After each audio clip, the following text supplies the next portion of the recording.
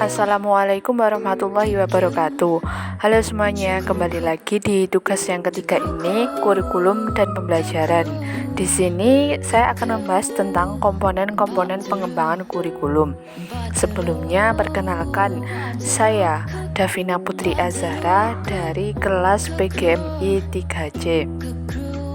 Di sini saya akan memaparkan materi yang terdiri dari 5 pokok pembahasan, yaitu 1. Kurikulum sebagai sistem, yang kedua komponen tujuan, yang ketiga komponen materi, yang keempat komponen strategi, yang kelima komponen evaluasi.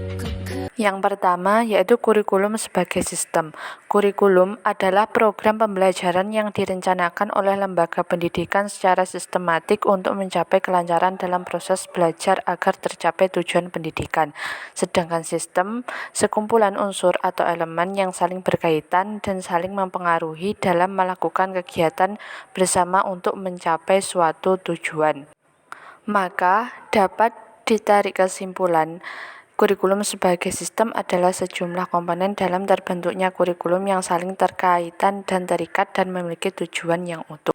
Yang kedua yaitu komponen tujuan. Tujuan berkaitan dengan arah atau hasil yang diharapkan. Dalam skala mikro, tujuan kurikulum berkaitan dengan misi dan visi sekolah, serta tujuan-tujuan yang lebih sempit seperti tujuan setiap mata pelajaran dan tujuan proses pembelajaran.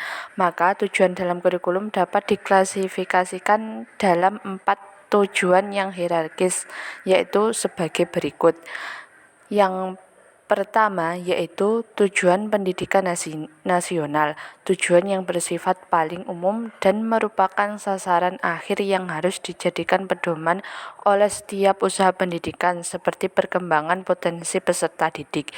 Yang kedua, tujuan institusional, tujuan yang harus dicapai oleh setiap lembaga pendidikan.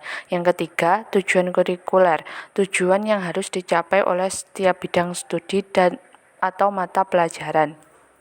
Yang keempat yaitu tujuan instruksional atau tujuan pembelajaran. Yang selanjutnya yaitu komponen materi. Materi atau isi pelajaran merupakan pengalaman yang akan diberikan kepada peserta didik selama mengikuti proses pendidikan atau proses pembelajaran. Sajian materi perlu memberikan dorongan bagi siswa untuk beraktivitas yang menyediakan pengalaman belajar, sehingga siswa memungkinkan bertanggung jawab dalam membuat rancangan, proses, dan penelitian.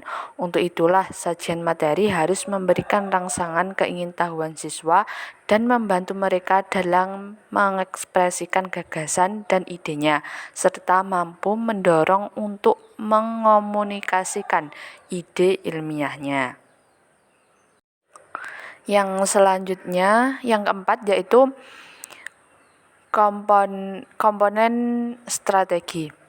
Strategi dan metode merupakan komponen yang berkaitan dengan implementasi kurikulum.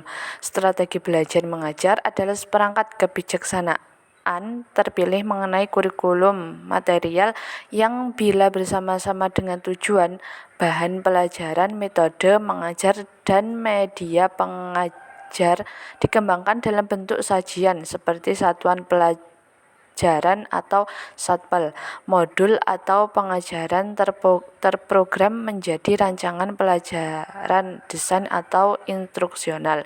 Strategi menentukan pendekatan guru yang ditujukan untuk mencapai tujuan pembelajaran. Yang terakhir yaitu komponen evaluasi. Komponen evaluasi digunakan untuk melihat seberapa baik tingkat keberhasilan suatu kurikulum dan tindakan apa yang harus dilakukan agar diperoleh hasil sebagaimana tujuan yang telah dirumuskan.